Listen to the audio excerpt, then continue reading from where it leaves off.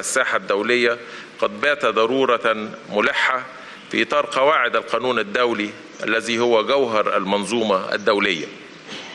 ونأمل أن ينسحب ذلك على الساحة الإقليمية،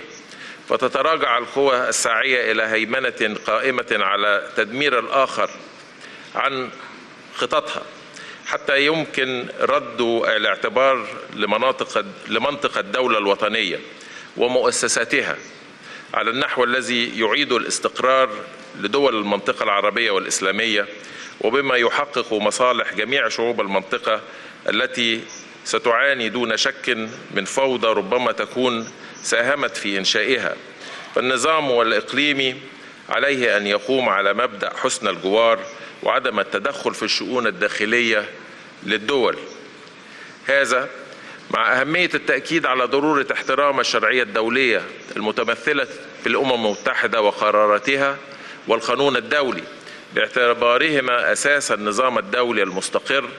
الذي يحافظ على السلم والأمن الدوليين، وهو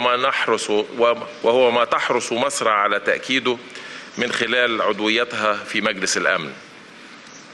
ويجب ألا ننسى في هذا السياق